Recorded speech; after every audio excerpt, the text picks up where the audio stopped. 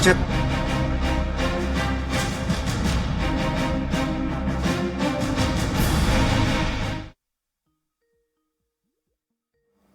नमस्कार, हमारे खास कार्यक्रम बिग डिबेट में आपका बहुत स्वागत है। मैं हूं आपके साथ बुशरा। मध्य प्रदेश में नई बनी मोहन सरकार को पूर्व सीएम शिवराज गवर्नमेंट से 3.5 लाख रुपए करोड़ का कर्ज विरासत में मिला। नई सरकार ने भी प्रदेश में डेवलपमेंट कराने के लिए और कर्ज उतारने के साथ ही अगले 5 सालों के लिए इन्वेस्टमेंट का सॉलिड प्लान बनाया है। जानिए कि क्या है सीएम मोहन यादव की प्लानिंग और इस पर चर्चा करेंगे। उससे पहले देखिए खास रिपोर्ट। मध्य प्रदेश के नए मुख्यमंत्री डॉक्टर मोहन यादव को पूर्ववर्ती सरकार से करीब 3.5 लाख करोड़ रुपए का कर्ज विरासत में मिला है। ऐसे में अब राज्य को विकास पथ पर आगे बढ़ाना आसान नहीं है। इस समस्या से निपटने के लिए नई सरकार ने अगले 5 सालों तक प्रदेश में निवेश का नया प्लान तैयार किया है और इस प्लान के जरिए इन 5 सालों में 8 लाख करोड़ रुपए के निवेश मध्य प्रदेश में लाने का खाका तैयार किया गया है। मध्य प्रदेश को उद्योग विभाग ने एक विस्तृत प्लान बनाकर मुख्यमंत्री डॉक्टर मोहन यादव को सौंप दिया है। नई सरकार इस प्लान को स्टडी कर रही है। पूरी संभावना है कि अगली इन्वेस्टर मीट में इस निवेश प्लान को आगे बढ़ाया जा सकता है। इंडस्ट्रियल सेक्टर की तरफ से तैयार किए गए निवेश प्लान में कई इंडस्ट्रियल हब के निर्माण की बात कही गई है। टूरिज्म, वेयर हाउस, लॉजिस्टिक्स, नगरीय क्षेत्र विकास, इंफॉर्मेशन टेक्नोलॉजी, एमएसएमई उद्योग और बड़े उद्योगों को लेकर अलग अलग निवेश की बात कही गई है। देवास, मंडीदीप, पीथमपुर, मुहासा, बाबई और जबलपुर में क्षेत्र के अलावा प्रदेश के अन्य जिलों में भी निवेश को लेकर प्लान तैयार किया गया है। प्लान के अनुसार मध्य प्रदेश में फिल्म सिटी और हेरिटेज विलेज बनाने का भी प्लान तैयार किया गया है। भोपाल, इंदौर, ग्वालियर में रामोजी फिल्म सिटी की तरह फिल्म सिटी निर्माण, media, entertainment sector, animation, film, game production, equipment manufacturing संबंधित उद्योगों की स्थापना का रोड मैप बताया गया है। हेरिटेज विलेज के रूप में बांधवगढ़, खजुराहो, महेश्वर, माड़ू, चंदेरी, सांची, ओरछा जैसे कई शहरों को शामिल किया गया है। वहीं आदि शंकराचार्य की प्रतिमा के निकट स्पिरिचुअल सिटी बनाने का भी प्लान है। इस प्लान के तहत जबलपुर और ग्वालियर में रक्षा क्षेत्र में निवेश बढ़ाने की बात कही गई है। देवास, सीहोर, इंदौर, ग्वालियर, सागर, सतना, रीवा, सिंगरौली, कटनी, पन्ना, रीवा और बुंदेलखंड के जिलों के लिए अलग अलग प्लान तैयार किए गए हैं। आपको बता दें कि वर्ष 2023 के आखिरी में हुए मध्य प्रदेश विधानसभा चुनाव में भाजपा की सरकार बनी है। इसके पहले पूर्ववर्ती भाजपा की सरकार में मुख्यमंत्री रहे शिवराज सिंह चौहान पद के छोड़ने तक प्रदेश पर करीब 3.5 लाख करोड़ का कर्ज छोड़ चुके हैं। ऐसे में देखने वाली बात यह होगी कि सरकार कैसे कर्ज के मर्ज से उभर कर विकास पर फोकस करती है और पीएम मोदी की गारंटी को जन जन तक पहुंचाने का प्रयास किया जाता है। सलमान खान, स्वराज एक्सप्रेस।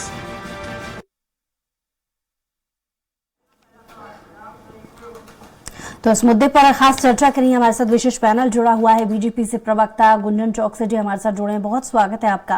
कांग्रेस से प्रवक्ता नीलम शुक्ला जी भी हमारे साथ जुड़ गए हैं, आपका बहुत स्वागत है। और साथ ही वरिष्ठ पत्रकार दिनेश निगम जी भी हमारे साथ जुड़ गए हैं, बहुत स्वागत है आपका। शुरुआत बीजेपी से करेंगे कि जिस तरीके से, चलिए पहले रिएक्शन जान लेते हैं वरिष्ठ पत्रकार दिनेश निगम जी से, उसके बाद फिर बाकी मेहमानों के पास आएंगे। दिनेश जी, कर्ज का मर्ज बहुत पुराना है मध्य प्रदेश में, ऐसे में पहले ही 3.5 लाख का कर्ज जब सरकार के पास हो तो विकास का रास्ता कैसे खोजेगी सरकार? देखिए, क्या है कि जो भी गवर्नमेंट बनती है तो ये कोई कर्जे की नई परंपरा तो हुई नहीं है। पहले भी गवर्नमेंट जो बनती थी वो डेवलपमेंट के लिए अगर बजट से ज़्यादा उनके पास खपत हो जाती थी तो कहीं ना कहीं से वो कर्ज लेते थे और कर्ज लेकर के ही योजनाओं को, जो योजना वो बनाते हैं उसका क्रियान्वयन करते हैं। ये सही है कि मध्य प्रदेश में इस समय अपार बहुत एक लंबे राशि का कर्ज बकाया है, लेकिन कर्ज देख करके अब डेवलपमेंट को रोका नहीं जा सकता, क्योंकि उन्होंने जो सत्ता के पहले, चुनाव के पहले जो संकल्प पत्र जारी किया है, कोई भी दल हो, भारतीय जनता पार्टी तो अभी सरकार में है, उन्होंने भी जारी किया, कांग्रेस ने भी अपने, उन्होंने भी जो 2018 में जब हुई थी तो तब उन्होंने भी अपना जो घोषणा पत्र जारी किया था, उसमें उन्होंने डेवलपमेंट करने के लिए उन्होंने भी कुछ कर्ज लिए थे और योजनाएं ऐसी बनाई थी ताकि आर्थिक साधन बढ़े। और यही काम प्रेजेंट मुख्यमंत्री जी जो है हमारे डॉक्टर मोहन जी, वो इसमें लगे हुए हैं कि कैसे इस राशि की पूर्ति, एक तो अपने को उनको ब्याज भी भरना है जो कर्ज है, ऊपर से जो उनका संकल्प पत्र है उसमें क्रियान्वयन करने के लिए जो उन्होंने आम जनता को भरोसा दिलाया, प्रदेश की जनता को भरोसा दिलाया, बेरोजगारों को भरोसा दिलाया, उसमें वो खरे कैसे उतरे, इसके लिए तरह तरह की योजनाएं बनाई जा रही हैं। ऐसा अभी मुझे जानकारी मिली है कि कुछ इन्वेस्टर मीट भी करने जा रहे हैं वो जी। उसके माध्यम से कई बिजनेसमैनों को, उद्योगपतियों को यहाँ बुलाएंगे।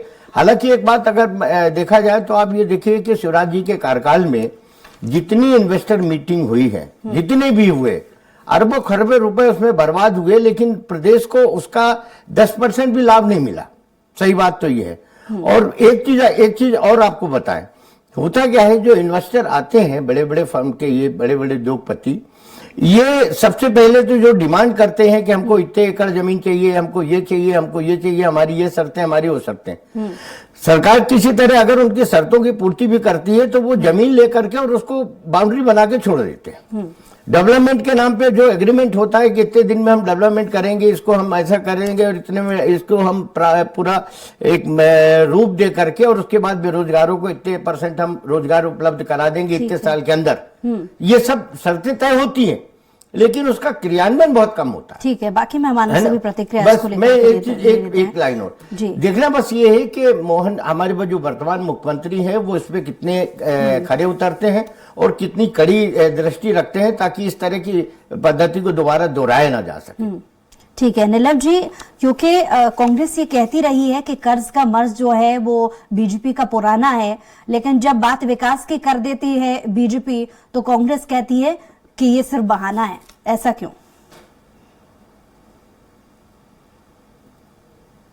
विश्लेषण महोदय कह रहे थे एक कर्ज का सही उपयोग होना चाहिए। अगर कर्ज का पैसा आधा कमीशन में चला जाए और बाकी पैसा इवेंट में खर्च कर दिया जाए, उसका सही उपयोग ना हो पाए, उस कर्ज का लेने का क्या लाभ? वो तो आपने आपकी ब्रांडिंग में खर्च कर दिया, तो कर्ज का लाभ नहीं मिल पाया। नई सरकार अभी आई, नई नवेली, आते ही 2000 करोड़ का कर्ज ले लिया। अभी TOI की रिपोर्ट है, ये रिपोर्ट मैं मन से नहीं कह रहा हूं, मेरे कांग्रेस कार्यालय में बनी है, टाइम्स ऑफ इंडिया बड़ा समाचार पत्र है, उसने रिपोर्ट बनाई, को भी समाचार पत्र तो रिपोर्ट पेश करता है, बड़ी संजीदा तरीके से उसकी जांच करके ही पेश करता है। अब हमें रिपोर्ट नहीं होती है। लगभग 370 योजनाओं को बंद करने की पुरजोर तैयारी कर ली गई है। किसान, कारोबारी, छात्र, मेट्रो ट्रेन, सड़क योजना से जुड़े कई काम होल्ड पर कर दिए गए। मध्य प्रदेश लगातार कर्ज ले रहा है। नई सरकार ने क्या करा, जिन योजना पर रोक लगाने वाली, उसे मुख्यमंत्री ऋण समाधान योजना, प्रधानमंत्री सड़क योजना जो विकास की बातें करते हैं, मॉडल स्कूल योजना, टंटिया भील का मंदिर जिसके नाम से ने आदिवासियों को भ्रमित करके इवेंट बनाकर वोट कबाड़े, उस मंदिर को होल्ड कर दिया। IT पार्क लगाना, उसको होल्ड कर दिया। जॉब और कैरियर फेयर, आप रोजगार की बातें करते हैं, इसको होल्ड कर दिया। खेलो इंडिया, तीर्थ यात्रा, ये सब होल्ड कर दिया। लाडली बहना चूंकि मजबूरी है, वहां मुश्किल है जनवरी किस्त दे पाए, अब फरवरी में किस्त देना, उसकी भी घटना को बता रहा हूं।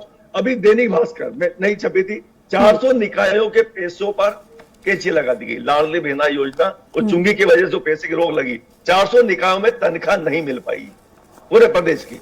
दूसरी बात, उसका नुकसान कर्मचारियों को भुगतना पड़ा, मतलब सरकार के पास फंड नहीं है। शिवराज जी ने बहुत भरपूर घोषणाएं करके घोषणाओं की जड़ी लगा दी। अब उन घोषणाओं का क्या, या तो आपने जनता को भ्रमित किया, झूठ फैलाया, आपका कोई ऐसा किसी को प्लानिंग ही नहीं है कि आप पैसा कहां से जनरेट करेंगे, कर्ज लेंगे तो कर्ज चुकाएंगे कहां से। अब बड़ी बड़ी बातें करने, ठीक है, जवाब ले लेते हैं गुंजन जी से। गुंजन जी, आपने अभी तक नीलम जी को सुना होगा। नीलम जी कह रहे हैं कि पहले से जो पुराने प्रोजेक्ट हैं उनको लेकर के आगे नहीं बढ़ पा रही बीजेपी, पहले ही इतना कर्ज है, विकास का रास्ता कैसे खोजेगी बीजेपी?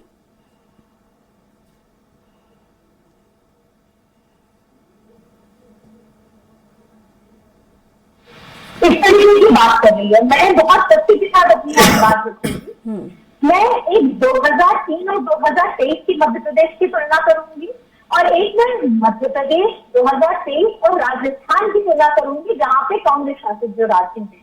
तो अगर मैं पहले 2003 में चली जाती हूँ तो देखिए 2003 में दिग्विजय सिंह की सरकार तो हेलो गुंजन जी नहीं आ रही। ठीक है नीलम जी, हम दिखवाते हैं, बाकी गुंजन जी आप बात पूरी कीजिए। जी देखिए, जो 2003 की अगर मैं बात करूं तो 2003 में जो बजट होता था वो मात्र 24,000 करोड़ का था, लेकिन जो कर्ज उस समय सरकार पे था वो 31% था। आज इतने सालों बाद 2023 में जो बजट हमें मिला है वो उसका 10 गुना हो चुका है। और वो उसका सिर्फ 26% हुआ। 2023 में जो बजट हमें मिला है वो उसका 10 गुना हो चुका है, और लेकिन अगर मैं कर्ज की बात करूं तो वो उसका सिर्फ 26% हुआ है। तो जो फर्क है वो साफ साफ दिखता है कि कैसे दिग्विजय सिंह की सरकार थी और कैसे मध्य प्रदेश में जब भारतीय जनता पार्टी ने 20 वर्षों में उस बीमारू राज्य से विकसित राज्य में लेकर आए हैं, डेवलपमेंट बढ़ा है, हर क्षेत्र का बढ़ा है, हर विकास का बढ़ा है, और बात ही कर्ज की करते हैं। कर्ज सिर्फ कांग्रेस के लिए एक बहाना है, लेकिन भारतीय जनता पार्टी के हर एक निर्णय जनहित में लिए गए हैं। अब दूसरी बात मैं तुलना करती हूँ 2023 की। 2023 में मध्य प्रदेश की अगर मैं बात करूं तो जो जीडीपी और डेट का रेशियो है कर्ज और जीडीपी का, वो मात्र 30% का है। वही जो कांग्रेस शासित राज्य हैं, मैं अगर राजस्थान की बात करूं, जब राजस्थान कांग्रेस से निकला था 2023 में, तो उसमें डेट रेशियो जो है जीडीपी वो 40% है। लेकिन वो गुंजन जी, मध्य इसमें प्रदेश भी से भी ज्यादा कोई है। दो राय पहले नहीं तो है जो कांग्रेस नए प्रोजेक्ट को जवाब लेकर के थे। जब बीजेपी जो बात कर कांग्रेस रही है, शासित अगर राज्य है, अगर वहाँ बाकी उन राज्यों में जहां पर आकलन बीजेपी की है, सरकारें वहाँ हैं, जो ग्लोबल कर्ज इन्वेस्टर है, समिट के जरिए नए उद्योगपतियों को बुलावा देने के बाद में जितनी उम्मीद की जा रही थी, जमीनी हकीकत उतनी नजर नहीं आ रही। ऐसा कांग्रेस की तरफ से सवाल अक्सर अलग अलग प्लेटफॉर्म पर पूछा जाता रहा है।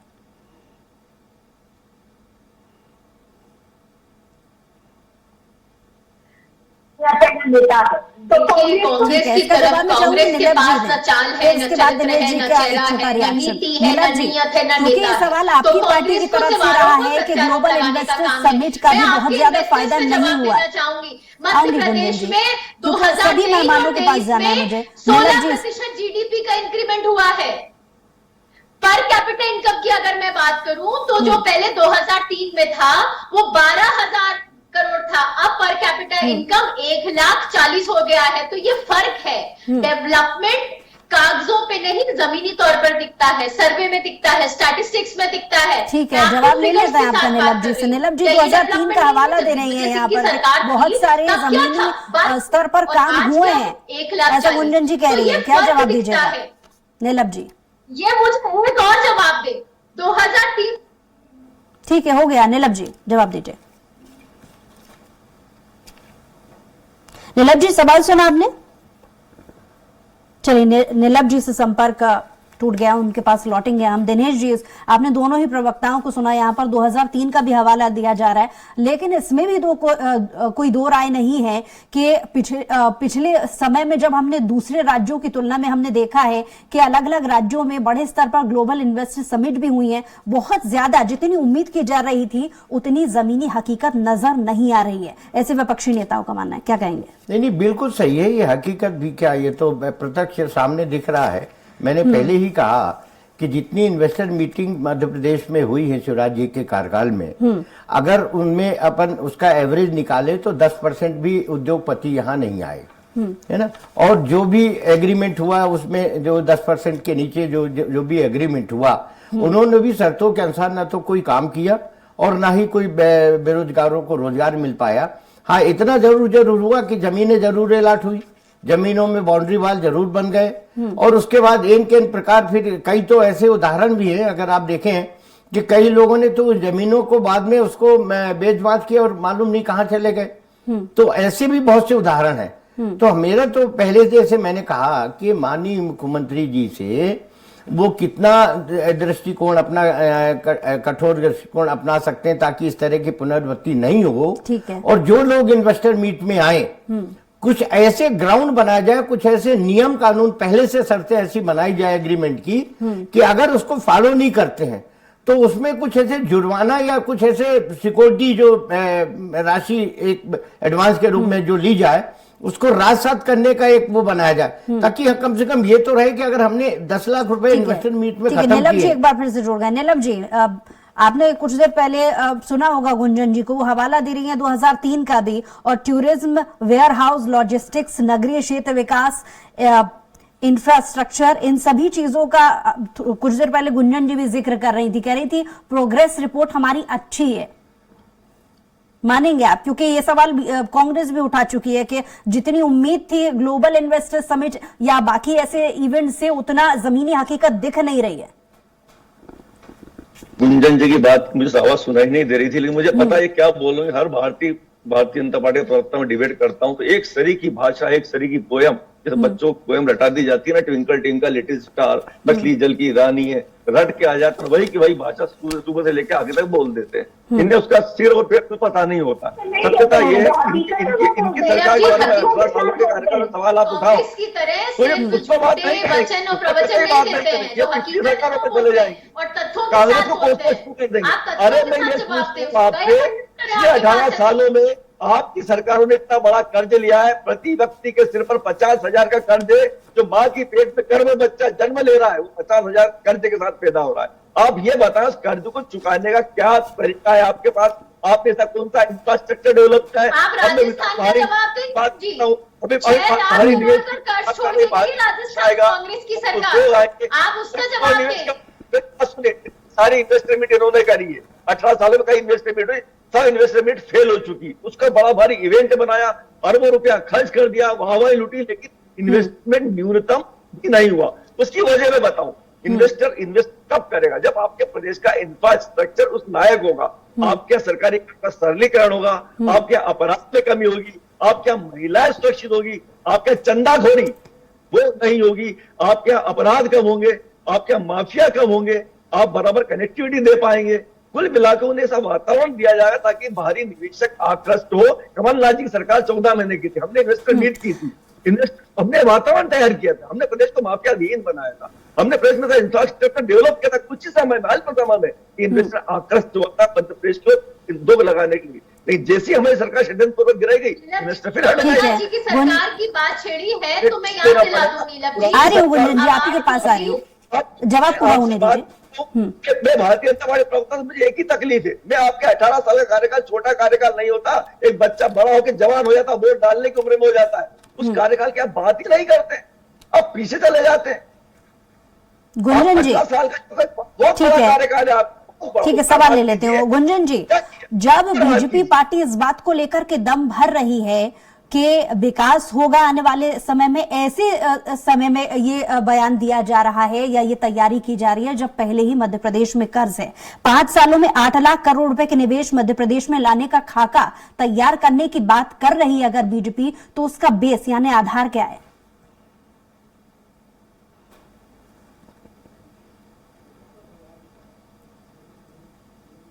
होता है उसी के हिसाब से भारतीय जनता पार्टी काम करती है।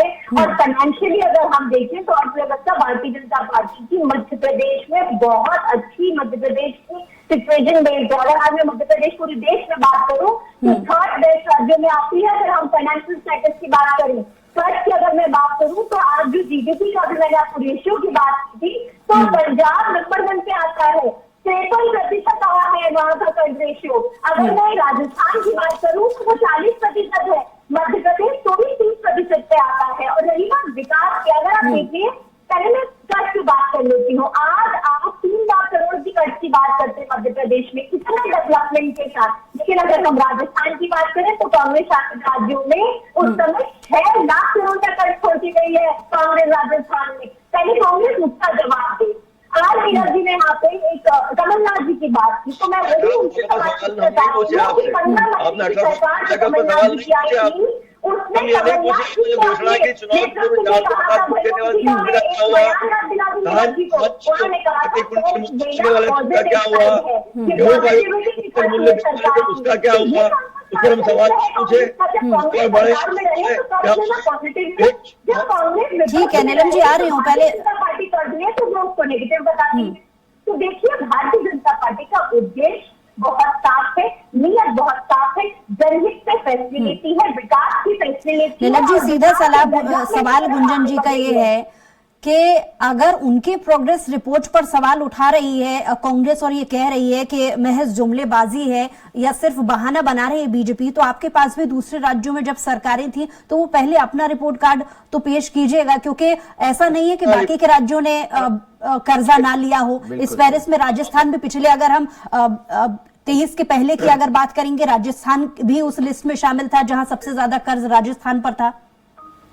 हमारे अगर प्रोग्रेस रिपोर्ट की बात करें तो आजादी के बाद हमें खाली खजाने वाला देश मिला था। हमने अंग्रेजों के नाम से रोना नहीं रोया था, हमने विश्व स्तर की ताकत 3 सेनाएं खड़ी करी, हमने परमाणु बम बनाए, हमने लाखों कारखाने, हजारों बांध, गांव तक सड़क, बिजली दे दी, हर हाथ में फोन, घर घर टेलीविजन, प्रसारण पहुंचाया, सर्वश्रेष्ठ संविधान बनाया, भाखड़ा नंगल सरी के बड़े बांध बनाए, देश में कई दर्जन एम्स दिए, IITs दिए, भारत में श्वेत क्रांति शुरुआत हमने करी है, पाकिस्तान के 2 टुकड़े में बांग्लादेश बनाया, बैंकों का राष्ट्रीयकरण किया, देश में हरित क्रांति हम लाए, हवाई जहाज, एयरपोर्ट हमने बनाए, सुपर कंप्यूटर, सुपर क्रांति हम लेकर आए, इसके अलावा चंद्रयान, मंगलयान, न्यूक्लियर पंटूर, सैकड़ों ऐसी चीजें जो हमने करी।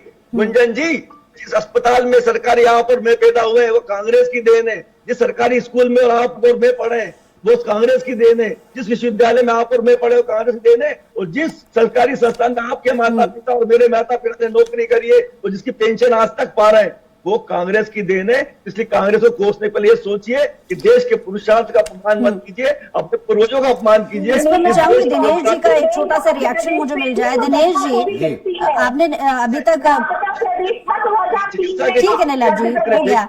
दिनेश जी, नीलम जी को अभी तक आपने सुना और गुंजन जी को भी सुना। एक तरफ 75 साल का पूरा अपने कार्यकाल जो है कांग्रेस का गिना रहे थे नीलम जी, और दूसरी तरफ गुंजन जी 2003 से लगातार अपनी पार्टी की उपलब्धियों को गिना रही थी। लेकिन आपको नहीं लगता ये सोचने वाली बात है कि 5 सालों में 8 लाख करोड़ के निवेश की बात एक तरफ सरकार कर रही है, जबकि बाकी के जो इवेंट रहे हैं, ग्लोबल इन्वेस्टर समिट जैसे जुड़े, जहां पर 15 लाख भी जुटाने के लिए मशक्कत कर रही है पार्टी, लेकिन कर नहीं पा रही है।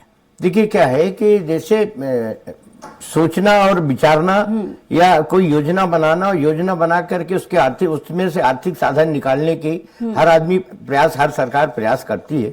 और ये सही है कि जिस तरह से 8 लाख करोड़ रुपए उन्होंने कहा कि आर्थिक साधन जुटाने का एक प्रयास, योजना बनाई जा रही है। ठीक है, प्रयास करेंगे तो मेरा अपना ये मानना, मेरा व्यक्तिगत मानना ये है कि प्रयास करेंगे तो कुछ तो नजदीक पहुंचेंगे, कुछ तो ऊपर, कुछ तो राशि इकट्ठा होगी, कुछ तो आर्थिक साधन बने होंगे।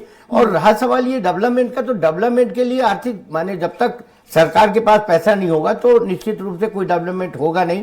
ये तो जुम्मेबाजी होती थी चुनाव में, जो घोषणाएं या संकल्प पत्र के माध्यम से आम जनता को प्रभावित करने के लिए जो बनाया जाता है, जो भी दिखाया जाता है। आप 40 साल, 50 साल, 60 साल का रिकॉर्ड उठा के देख लीजिए, कभी भी किसी भी गवर्नमेंट ने सरकार में आने के बाद अपनी उन सारी घोषणाओं को पूरा नहीं किया। दोबारा जब रिपीट होंगे तो बोलेंगे नहीं ये रह गया, हम इसको अब ऐसे करेंगे। तो ये तो सब है, लेकिन सवाल ये है कि अगर कोई सरकार प्रयास करती है, मैं तीसरी बार कह रहा हूं कि वो उसके नेतृत्व की क्षमता के ऊपर होता है कि वो उसमें कितनी राशि कहां से, कैसे, किस तरह से योजना बना करके डेवलप कर सकता है, कमा सकता है। ये उसका दायित्व है और उसकी जिम्मेदारी बनती है कि अगर वो दूरदृष्टि के हैसियत से कोई डेवलपमेंट या कोई योजना बना करके आर्थिक साधन जुटा रहे हैं तो उनको जुटाने में विपक्ष को भी सहयोग करना चाहिए। देखिए क्या है कि कर्ज है, निश्चित रूप से हमारे ऊपर भी कर्ज आप ऐसा है, व्यक्ति के हिसाब से अगर देखें तो अपन 47,000 एक व्यक्ति के ऊपर 47 से 50,000 का कर्ज है मध्य प्रदेश में। तो सवाल ये है कि जब अगर कोई अच्छा काम हो, मेरी अपील है, कोई अच्छा काम करना चाहता है तो उसको सहयोग करें। हाँ, जब वो उसमें से हटने लगे या उन बिंदुओं या बताए गए मार्गों से भटकने लगे, तब आप उसको उंगली दिखाएं, जो आपका कर्तव्य है। विपक्ष का कर्तव्य है कि अगर कोई गलत हो रहा है। बहुत अच्छी बात आपने कही कि कम से कम प्रयास करना तो जरूरी है, अगर प्रयास ही ना होगा तो सफलता कैसे मिलेगी। गुंजन जी, एक प्रयास लेकिन आपकी सरकार ने पहले भी किया था और कांग्रेस का सवाल भी यही है कि पिछले प्रयास टारगेट पहले लेकर के चल रही थी मध्य प्रदेश सरकार के 15,40,000 करोड़ रुपए निवेश के लिए वो ले आएगी, लेकिन अभी तक 10 लाख भी नहीं जुटा पाई है। ऐसे में 8 लाख करोड़ का नया टारगेट जब वो सोच रही है तो कैसे ये पूरा होगा? देखिए, भारतीय जनता पार्टी ने पिछले 20 वर्षों में विकास के नए आयाम मध्य प्रदेश में बनाए हैं।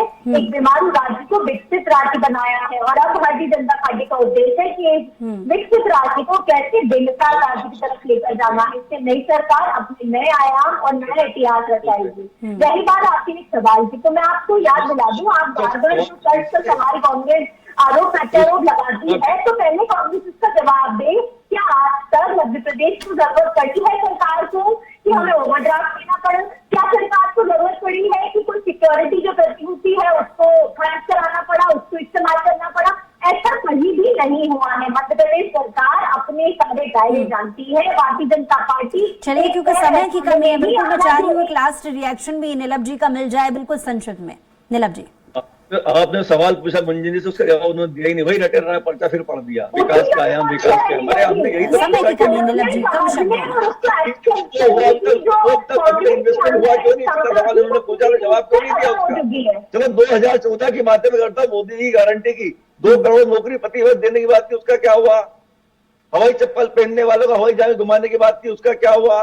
एक के बदले 10 सन लाने की बात की, उसका क्या हुआ।